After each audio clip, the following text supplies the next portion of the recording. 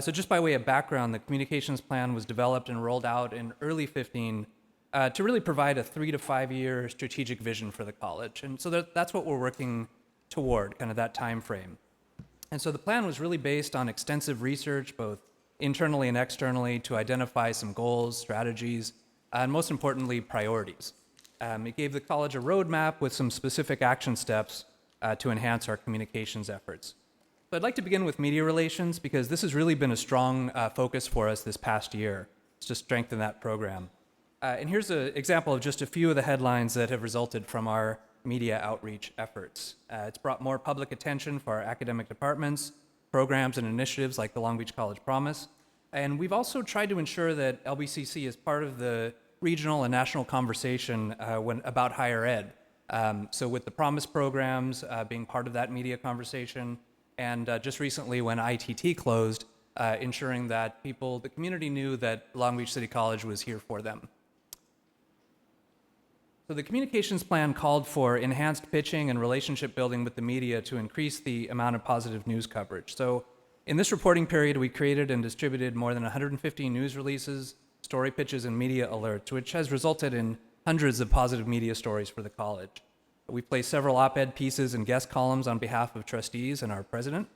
And we've worked closely with our emergency response team to really kind of develop and refine the tools that we'll use to communicate to the media and the public during a crisis.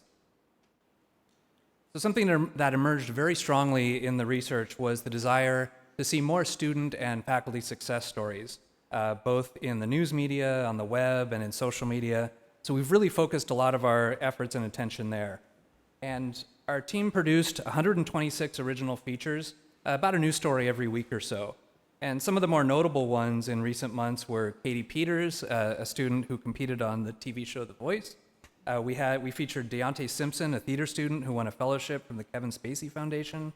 Another was faculty member Kim Hatch, who developed a weather station on campus, as well as to put a spotlight on our facilities, so culinary arts being the obvious one, but with our groundbreakings and ribbon cuttings, we're able to let the public know how we're spending the local bond funds and really how these facilities are contributing to student success. The one thing that we're very proud of, we started a new feature called Meet Our Students, and this is a Q&A style interview with students about their interests, why they chose LBCC, how the college has helped them, as well as future plans and what they plan to do. So one thing that's great, we're constantly getting just some awesome tips from faculty members and other students about candidates for this column. So this has been very popular, and we're going to rebrand this on our new website as Viking Voices, so it will have a place of prominence on our new website. So I liked the screen grab because you can see kind of a good example of the way we're refocusing some of our web stories. At the top, we had a story about 5 generations of the Wilcox family, which all attended LVCC. We have a alumni who's a culinary student who's doing very well on our local restaurant scene, and Valerie Gonzalez as an example of Meet Our Students. So on the community outreach front, one thing that the plan really strongly called for was to hold targeted neighborhood outreach meetings. And so this, in the last few months, we were able to introduce Discover LBCC, which is a community event to generate awareness and understanding of the college in key communities and neighborhoods. We've done 2 of these so far, with a third planned for next month, and it was great to see the attendance really jump considerably from the first event to the second, and we certainly credit Trustee Zia with helping us on the outreach for that. But as you can see from this photo, it was a very well-attended event. This was in District 2, Trustee Zia's district, held at the main library downtown. We introduced an e-newsletter for the college as well. This goes out once a month to a general audience, and at this point we have a subscription base of a few hundred, and we're looking to grow that to a few thousand. That's our goal. We'd really like to see that expand. On the new website, we're going to make a subscribe button much more prominent, so we're going to be able to really encourage subscriptions to our e-newsletter. And we also used State of the College as an opportunity to showcase student success. So working very closely with the Office of the President, of course, we identified students such as Martell and Markel Cooper, the 2 young men you see here in the photo, who really exemplify what it means to be a Viking. And we used their story to really highlight what it means to be a successful student here at LBCC. And they just had a great story that President Oakley was able to bring to life in that event for members of our community. So the initial research in the plan on social media found that some of our levels of engagement were a little bit low compared to some of our other community colleges in the area. And in part that was due to consistency. We had a little bit of an inconsistent presence previously. So with more frequent updates and more engagement, we've been able to push those numbers a little bit higher, close to 20,000 between Facebook and Twitter.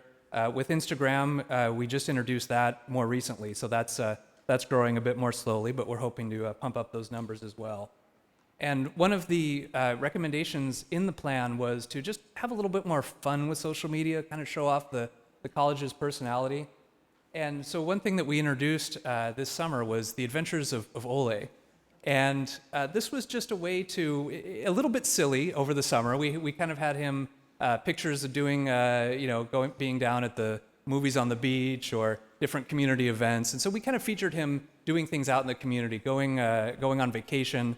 But then it turned a little more serious. So we were able to use Ole as a vehicle to highlight certain deadlines and priorities for students. So we've shown him registering for classes or thinking about filing for financial aid. So we can use our mascot to kind of highlight some things that students should be doing at a particular time. So again, just kind of a fun way to engage students and have a little more fun with social media.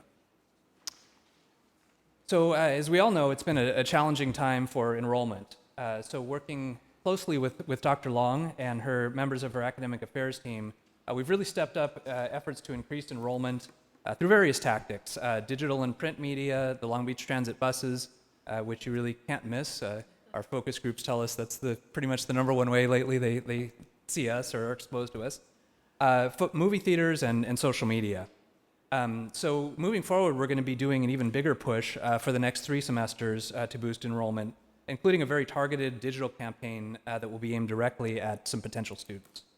So we're excited about that. And here's just a couple examples of our fall enrollment advertising. You see the bus backs, an example of our print ad. We make sure to feature student diversity very prominently in our photographs, so we want students to be able to see themselves in our photos. And then with our working with Molly Smith and the CTE program, we created some ads and a campaign that was specifically targeted for CTE, so identifying the classes and the programs that had opportunities for students to enroll there. So moving on to internal communication. In the internal survey of the college constituency, believe it or not, 93% of respondents said they actually find it helpful to get email that identifies college news and information. So even though in some weeks it may feel like we're spamming people, we would rather over-communicate. So in the past few months, we've done either written or edited on behalf of others, 90 internal news updates, 17 monthly report to the board that the trustees get, and then our In the Loop newsletter goes out every Monday. And then we've also added the daily news clips and expanded that to the group that receives those. And newly introduced is the board summary that goes out after the meetings, which just summarizes the major actions of the trustees. So the plan also called for a centralized request form, and so we launched that. The college did have one, but it had kind of fallen out of use. And so we revived that. We created a new form, publicized it within the campus community, and the result has been more than 400 requests that we've received and completed in this reporting period. Our rate is about 7 to 8 per week. And these are a wide range of requests. They can be flyers to marquee announcements, department brochures, help with promoting under-enrolled classes, and things like that. So I wanted to spend just a minute talking about the website. That, of course, was the number one priority that was identified in the communications plan, and we've made good progress. So this is a joint project between communications and IITS. So this is a close partnership with our team and Sylvia Lynch and her team. And so last spring, we retained the firm Digital Deployment to help us with this. And they have great experience both in education and with some very complicated public agency sites. So we were confident in that choice, and they've been a great partner so far. So our goal really here is to create a student-focused, attractive, functional site that is unique to Long Beach City College. And so it's a tall order, but we're well on our way. In the spring, we conducted extensive research, including a campus-wide survey, many focus groups with key internal and external stakeholders, students, of course, being a key focus there. So now we're moving into the overall design and navigation of the site, and then we will be moving very shortly into content migration. And then we're going to come back for further testing. So based on the research, we made we incorporated that into the design, and then we'll be going back to those groups to say, does this really function as we intended? And then based on that feedback, we'll be able to further refine the site. So it's very much being done with the user groups in mind, and very much driven by what we're gathering from them. So our launch goal is in the first quarter of 2017, and when the time is right, I'd like to come back with more information specifically on the website, because I know that's a very key project for everyone here at the campus. So getting close to wrapping up here, but I wanted to mention branding, because that was something that was identified in the plan as really a need for the college to conduct a comprehensive brand review, to kind of reassess some of our messaging and achieve more consistency. So that effort's underway now. We're working with Interact Communications, a firm that specializes exclusively in community colleges. All they do is community college marketing and branding. And so we conducted the brand research last spring, and from that developed some general attributes about LBCC that emerged from the research. And then we're going to be testing those attributes to kind of see which ones resonate and make sense, and what are the most powerful messages that could then be used to develop a campaign based on the messaging. So more to come there. And finally, just wanted to show you, I won't read all these, but based on the progress so far, we've identified these as some of the next steps that we'll be undertaking over the next 12 to 18 months. And so some of them I've mentioned, others, such as the metrics. This was kind of our baseline year, so we're going to be looking at ways that we can really refine our metrics and make sure that we're building and continue to build on our progress. So just very quickly in closing, there's so many people to thank, but I'm going to do this very quickly. I really have to thank our hardworking communications team, Stacy Wave and Brittany Triola. Also our intern, John Peacock, who we stole from the journalism department. He's been a great asset for our team, a great guy, and he's really going to go places. And there's so many throughout the college that have been really supportive partners in all of this. I mean, this has been a team effort. We could not accomplish this without the support of the campus community, and it's really been great to see the team spirit here. So again, too many to name, but I would specifically like to recognize Vice President Bynum, President Oakley, all our VPs, and our trustees for your support. It's really meant a lot, and we couldn't do this without your support. So I thank you for this opportunity, and I'm happy to entertain any questions if you have them. Trustee Zia? Thank you, John. That was fantastic. Wow, you guys have been very busy. It seems that you, I have to commend you. When you first started, we had a sit down, and you pretty much took every input that I had about taking this into the community, making sure it's student-centered. I love that. I love the student stories on the website, and I keep, featuring it, talking about it, emailing it, forwarding it, or retweeting. I really appreciate you guys increasing our visibility in the social media world, because as you know, our students are much more prone to see things on Twitter and Facebook and Instagram. It's fantastic. And I have to tell you that Discover LBCC event that we held, that you and your team and this, our superintendent, also our workforce development, our economic development group really had an impact. Great. I still have people come up to me and talk to me about how much they enjoyed it, how much they look forward to being involved. So it really made a difference, and I'd like to have more sessions come up. Also, is this going to be a reoccurring update that we're going to get? Is this something that you were envisioning, you and your team, like periodically, or maybe on a set schedule that we'll get updates on the numbers to see how we're doing? Is that With your invitation and permission, I would love to come back on a regular basis. Yes. Yeah, that would be great. And thank you. A job well done. Well, Appreciate thank you. And it's great to hear about Discover LBCC. It's nice to know that that is having an impact. yeah, Thank you. absolutely. Thank you. Anybody else? Oh, Trustee Malauulu?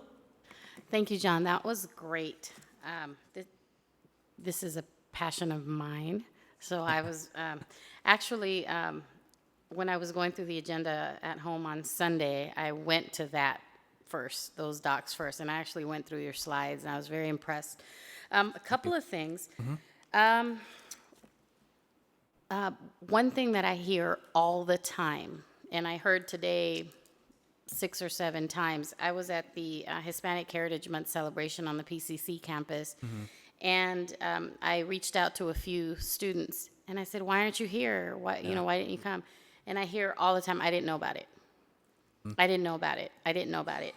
So I asked them, "What's the best way, the easiest way for you to find out about it?" And it wasn't just today. That's actually a question I've posed repeatedly. Yeah. And they all say the same thing. If you guys would send me a text, or if you would send me an email, if there's a way to mass communicate with students. I know how expensive that is.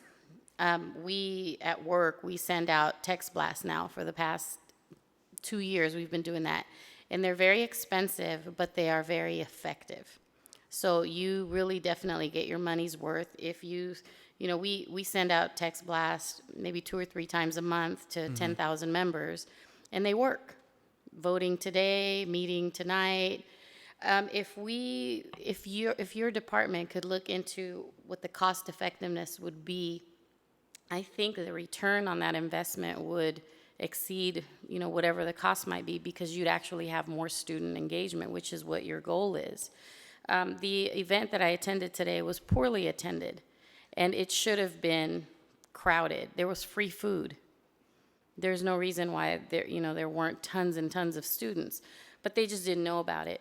So maybe if your department could explore how we can send out emails, which is not that expensive, Right. or text blast. When students enroll, if they would enter their cell phone number and say, "How would you like to receive, messages?" And then we would have to just be selective. Yeah. Today at noon, a couple a week, we couldn't obviously send everything that happens. This is a very busy campus. The next thing is as far as our Viking Ole, if there's a way, and by the way, some of our Latino students say Ole, they don't have the Viking pronunciation. But if we were to bring him along a lot more, like I think he should have been there today. I think he should have been, there are different events that I've been to. Students love taking pictures with him. Yeah. And he's a great marketing tool, and he's great for PR. And every agree. time I see him, he's got groupies. Yep. Yep. So I think we He's a should popular guy. capitalize. Yeah. Yeah, I think we should capitalize on his popularity as a marketing tool and put him at these events. I went to an art show opening, and he should have been there. Even if it means, hiring somebody on a part-time basis and saying, we're going to need to put you places, that will boost our student interest in events. So things for you to consider. Other than that, great Thank you. job. Oh, Thank you. and don't forget to partner with the Viking and Viking News and the websites. I mean, that's a must. Yes. Yes. So you, and you have to incorporate them. Stacy does a lot of work with the Yes, she Vikings, so does. it's an important I partnership remember. for us. Absolutely. Thank you very much. Good job. Thank you. I just have one comment, and this is my pet peeve, and it's under branding. I've met so many people who think there are 2 colleges in Long Beach City College and Long Beach Community College. And what are we doing to inform the public that there is one college, Long Beach City College, part of the Long Beach Community College District? I think that's really an ongoing effort. I mean, it's something that we'll look at in the brand refresh. But what we've tried to do is when it's issues that are related to the trustees or truly the geographic area, Yeah. calling that the district, and when it's the college, calling that the college. And that has helped create some separation. So we're, in all of our pieces, we're trying to do more of that to make the distinction between the geographic area of the community college district and the college itself, which is 2 campuses.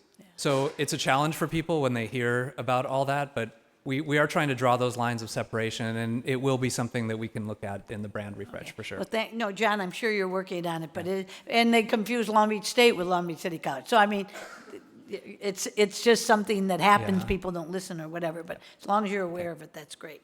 Okay, anybody else? I just have one more question. Sorry, I had written it down, but I skipped it. How do you guys determine the student the student that you focus on?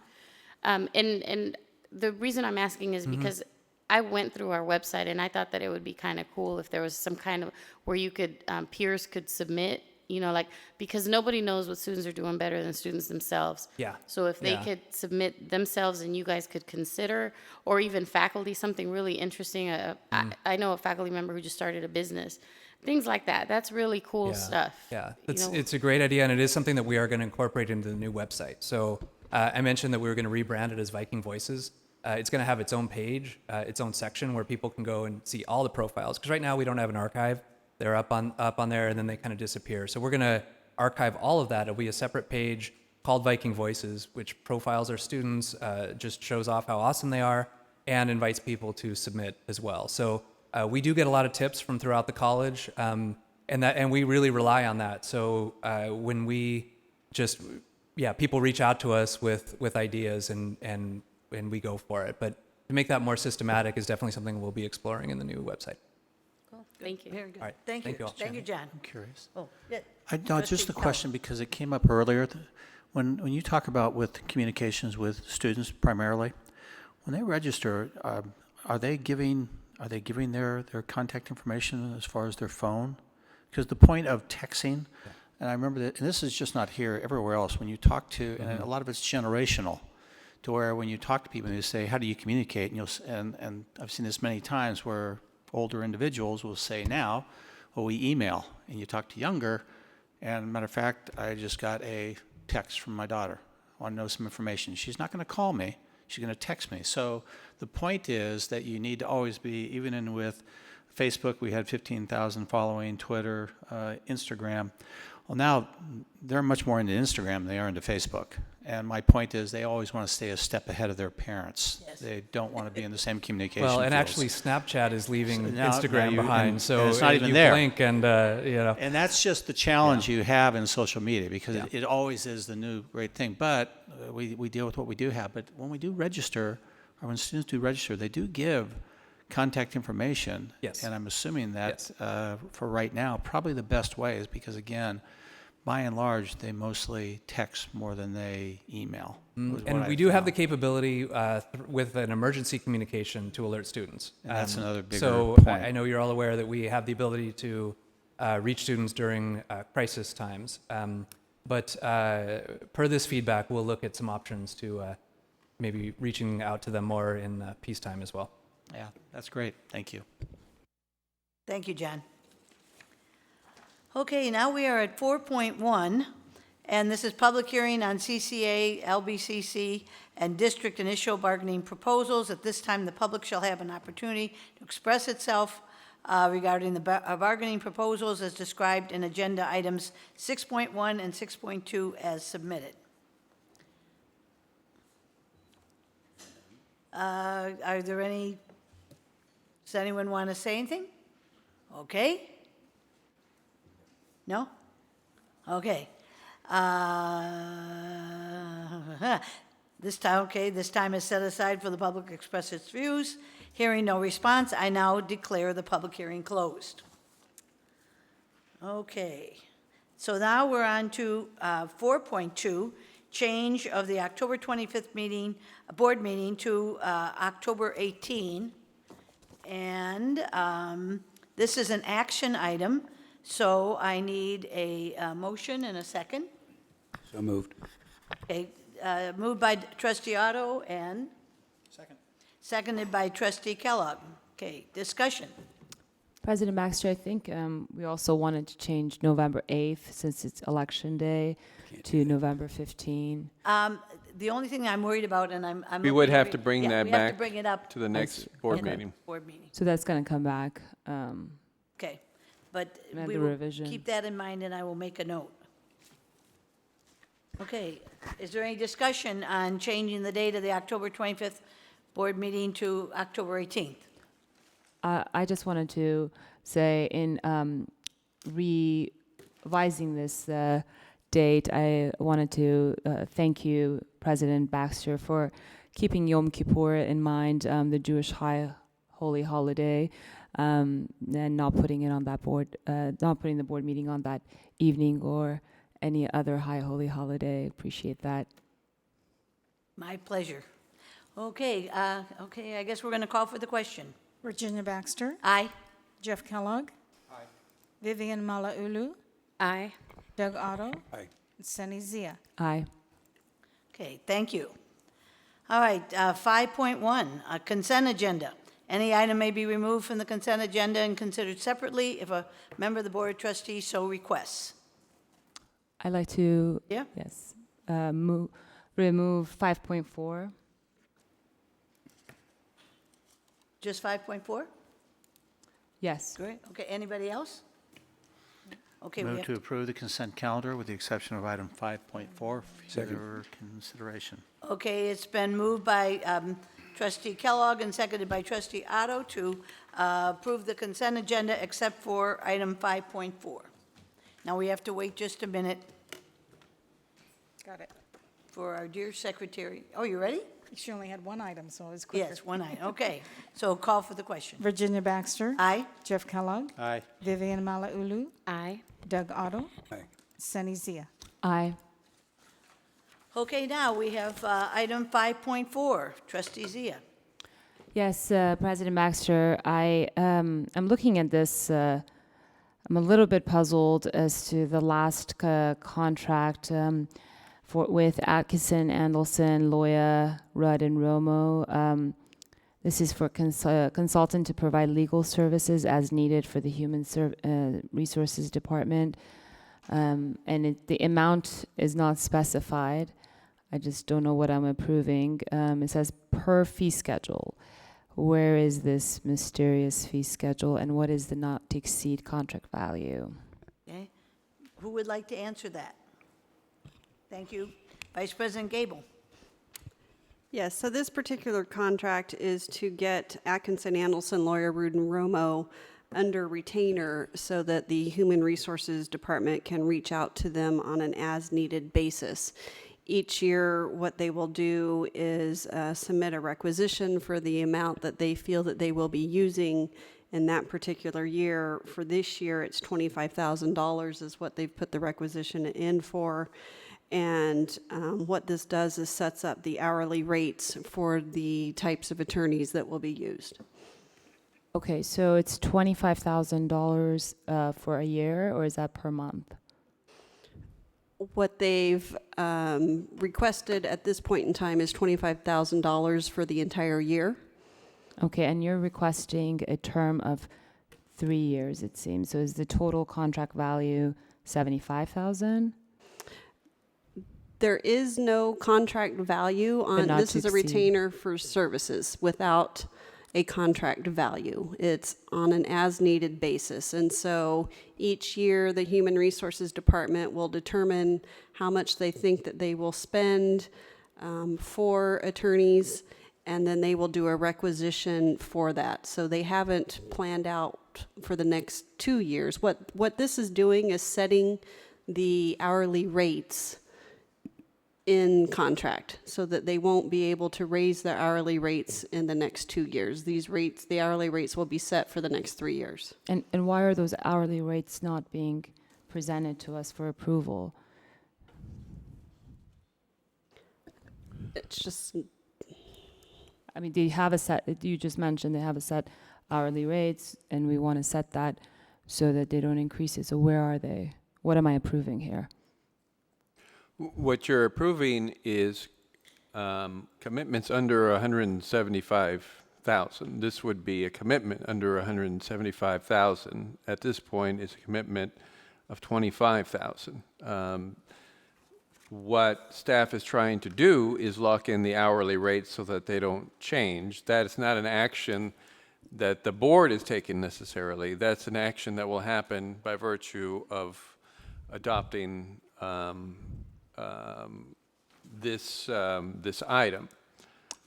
So the hourly rates themselves don't come before the board. The request to approve a requisition or an item under the 175,000 is what's coming before the board.